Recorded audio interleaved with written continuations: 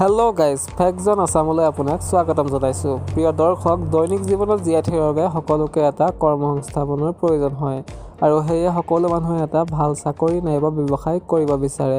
আৰু যদিহে আপোনাকো এটা চাকৰিৰ প্ৰয়োজন হয়, তেন্তে আপুনি কেনেকুৱা চাকৰি কৰাটো বিচাৰিব? নিশ্চয়কৈ উচ্চ বেতনযুক্ত আৰু আৰামদায়ক চাকৰি বিচাৰিব, নহয়নে? আৰু আমাৰ ভাৰতত কেনেধৰণৰ চাকৰি উপলব্ধ সেই কথা আপুনি নিশ্চয়কৈ জানে। কিন্তু আজি এই ভিডিঅ'ত মই আপোনাক এনে কিছুমান অদ্ভুত আৰু আচৰিত চাকৰি দেখুৱাম, যিবোৰ আপুনি হয়তো আগতে কেতিয়াও দেখা নাই। আৰু এনেবোৰ চাকৰি দেখিলে আপুনি সঁচাকৈ আচৰিত হৈ পৰিব। তেন্তে আহক ভিডিঅ'টো আৰম্ভ কৰোঁ।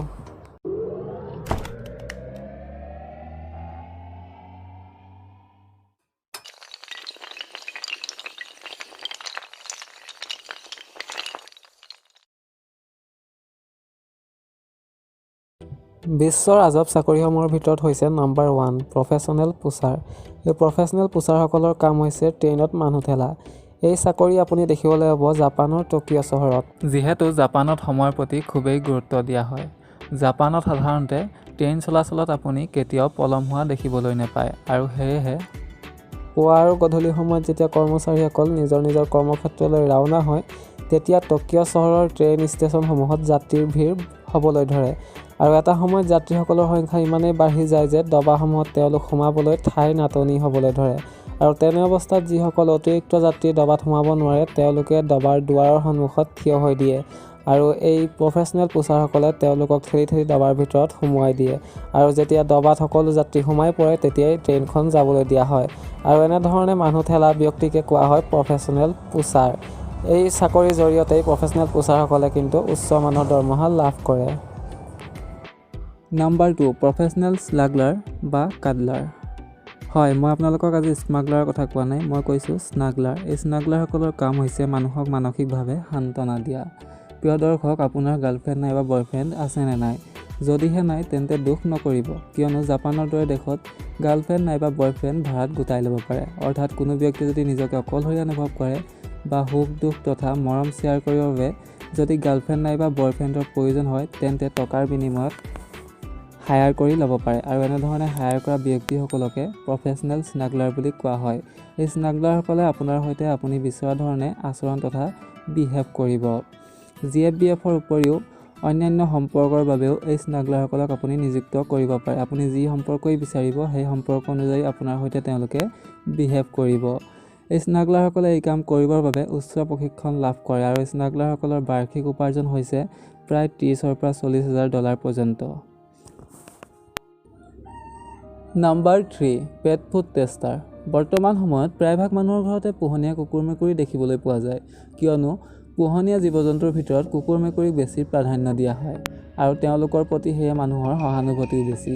আৰু যিসকলে কুকুৰ মেকুৰী পুহিছে, তেওঁলোকৰ বেছিভাগেই কুকুৰটোৱে বা মেকুৰীটোৱে ভালপোৱা খাদ্য অৰ্থাৎ পেট ফুড বজাৰ বা দোকানৰ পৰা কিনি আনে।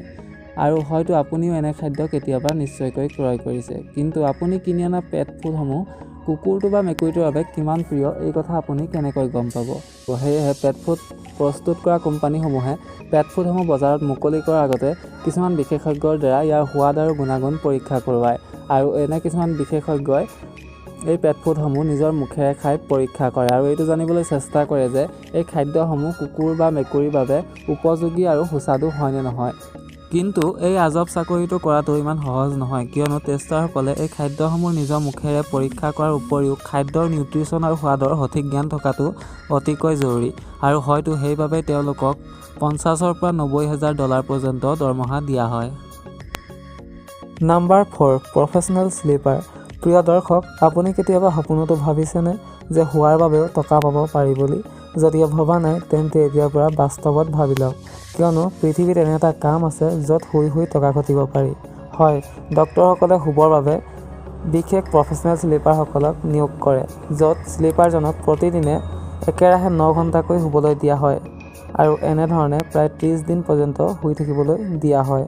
এতিয়া আপুনি ক'ব যে কেৱল শুই থাকিবৰ বাবে তেওঁলোকক কিয় চাকৰি দিয়া হয়? তেন্তে মই আপোনাক কৈ দিওঁ যে ডক্তৰসকলে স্লিপাৰসকলক কিছুমান বিশেষ পৰীক্ষাৰ উদ্দেশ্যে শুই থাকিবলৈ দিয়ে। যেতিয়া স্লিপাৰজন শুই থাকে, তেতিয়া টোপনি অৱস্থাত ডক্তৰসকলে তেওঁৰ ওপৰত টোপনি অৱস্থাত হ'ব পৰা কিছুমান ৰোগ আৰু অন্যান্য ক্ৰিয়াকলাপৰ সন্দৰ্ভত ৰিচাৰ্চ কৰে। আৰু এই কাম কৰাৰ বাবে স্লিপাৰজনক $1,00,000 পৰ্যন্ত প্ৰতিটো পৰীক্ষাৰ বিনিময়ত দিয়া হয়, তেন্তে নহয়নে ই এক আৰামৰ কাম আৰু এক আচৰিত ধৰণৰ কাম? যদি আপোনাক এই কাম কৰিবলৈ দিয়া হয় তেন্তে কৰিবনে নাই কমেণ্টত জনাবলৈ নাপাহৰিব। Number 5, professional moaner. Professional moaner হৈছে আনৰ বাবে শোক প্ৰকাশ কৰা বা কন্দা ব্যক্তি। আমাৰ ভাৰতত যদি কোনো ব্যক্তিৰ মৃত্যু হয় তেন্তে সেই ব্যক্তিজনৰ আত্মীয় স্বজনে কান্দে বা শোক প্ৰকাশ কৰে, কিন্তু যাৰ কোনো আত্মীয় স্বজন নাই তেওঁৰ বাবে কোনে কান্দিব? সেয়ে কিছুমান দেশত প্ৰফেশ্যনেল মৌনাৰ হায়াৰ কৰা হয়। বিশেষকৈ আফ্ৰিকা, কোৰিয়া আৰু চীন আদি দেশত এনেধৰণৰ প্ৰফেশ্যনেল মৌনাৰসকল দেখিবলৈ পাব। এই মৌনাৰসকলে আত্মাৰ সন্তুষ্টিৰ বাবে মৃতকৰ সন্মুখত তেওঁৰ প্ৰশংসা কৰি কৰি কান্দিবলগীয়া হয়। এই মৌনাৰসকলক অন্যান্য দুখজনক কাৰ্যতো নিযুক্ত কৰা হয়। এই মৌনাৰসকলে এই চাকৰিৰ জৰিয়তে $40,000 পৰ্যন্ত উপাৰ্জন কৰিবলৈ সক্ষম হয়। আৰু আপুনি এনেধৰণৰ মৌনাৰ আমাৰ ভাৰতৰ ৰাজস্থানৰ দৰে ঠাইতো দেখিবলৈ পাব। আৰু ভাৰতত এনেধৰণৰ মৌনাৰসকলক ৰুদালি নামেৰে জনা যায়। Number 6, armpit sniffer. আপুনি জীৱনত বহুত বস্তুৰ বহুতো গোন্ধ লৈ পাইছে, কিন্তু কেতিয়াবা আন ব্যক্তিৰ কাঠলতি শুঙি পাইছেনে? যদিহে পোৱা নাই তেন্তে আপোনাক কৈ দিওঁ, মানুহৰ কাঠলতি শুঙাটো এটা চাকৰি হয়। ভাৰতত যদিও এই চাকৰি দেখা পোৱা নাযায়, কিন্তু ভাৰতৰ বাহিৰৰ কিছুমান দেশত ই এটা দামী চাকৰি। কিয়নো জনপ্ৰিয় ডিঅ'ড্ৰেণ্ট কোম্পানীসমূহে ডিঅ'ড্ৰেণ্টৰ কোৱালিটি অৰ্থাৎ ডিঅ'ড্ৰেণ্টৰ স্মেল কিমান সময়লৈকে কাৰ্যক্ষম হৈ থাকে এই কথা পৰীক্ষা কৰিবৰ বাবে আৰ্মপিট স্নিফাৰসকলক হায়াৰ কৰে। আৰু আৰ্মপিট স্নিফাৰসকলে এই টেষ্ট কৰিবৰ বাবে কিছুমান ব্যক্তিক প্ৰথমে ডিঅ'ড্ৰেণ্ট নলগোৱাকৈ তেওঁলোকৰ কাঠলতি শুঙে আৰু তাৰপিছত ডিঅ'ড্ৰেণ্ট লগোৱাৰ কিছু সময়ৰ পিছত পুনৰ কাঠলতি শুঙি এইটো পৰীক্ষা কৰে যে ডিঅ'ড্ৰেণ্টসমূহে কিমান কাৰ্যক্ষম হৈছে অৰ্থাৎ কিমান দেৰিলৈকে কাম কৰিছে। এই কামটো বেয়া যেন লাগিলেও কিন্তু আৰ্মপিট স্নিফাৰসকলে এই জবটোৰ দ্বাৰা বছৰে $35,000 পৰা $50,000 পৰ্যন্ত লাভ কৰিবলৈ সক্ষম হয়। কি আচৰিত চাকৰি নহয়নে? Number 7, queue stander. Queue stander মানে হৈছে লাইনত থিয় হৈ থকা ব্যক্তি। আমাৰ ভাৰতত চিনেমা হলৰ টিকেটেই হওক বা আন কিবা অফিচিয়েল কামেই হওক, ঘণ্টা ধৰি ঘণ্টা আপুনি নিজে লাইনত থিয় হৈ থাকিব লাগিব।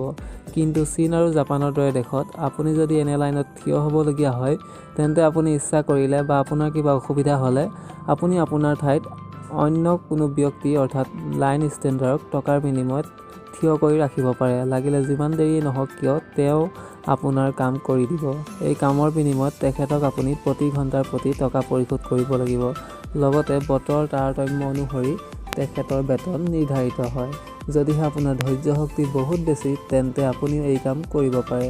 দেখাত ই এটা আজব চাকৰি যেন লাগিলেও বুঢ়া ব্যক্তি আৰু ৰোগী লোকৰ বাবে ই কিন্তু এটা ভাল পদক্ষেপ। Number 8, fart স্মেলাৰ।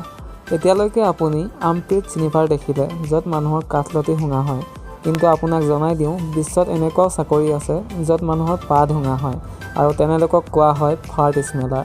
ফাৰ্ট স্মেলাৰৰ কাম হৈছে মানুহৰ পাত অৰ্থাৎ পেটৰ পৰা ওলোৱা দুৰ্গন্ধ শুঙি পেট পৰীক্ষা কৰা। ফাৰ্ট স্মেলাৰে আপোনাৰ পাত শুঙি কৈ দিব পাৰে যে আপোনাৰ পেটটো কিমান চাফা অৰ্থাৎ ৰোগ নিৰাময় হৈ আছে। এই কাম কৰিবৰ বাবে ফাৰ্ট স্মেলাৰজনক সুপ্ৰশিক্ষণৰ প্ৰয়োজন হয়। লগতে তেখেতৰ বাবে এলকহল আৰু ধূমপান নিষেধ হয়। এতিয়া আপুনি ক'ব যে পৃথিৱীত এনেকুৱাও চাকৰি থাকেনে? তেন্তে আপোনাক জনাই দিওঁ যে সঁচাকৈ এনেকুৱা চাকৰি কিছুমান দেশত দেখিবলৈ পোৱা যায় আৰু এনে চাকৰি কৰিয়ে এই ব্যক্তিজনে বছৰি প্ৰায় $60,000 পৰ্যন্ত উপাৰ্জন কৰি আছে। চ' গাইজ, এয়াই আছিল বিশ্বৰ কেইটামান অদ্ভুত আৰু আজব চাকৰি, যিবোৰ দেখি হয়তো আপুনিও নিশ্চয়কৈ আচৰিত হৈ পৰিছে।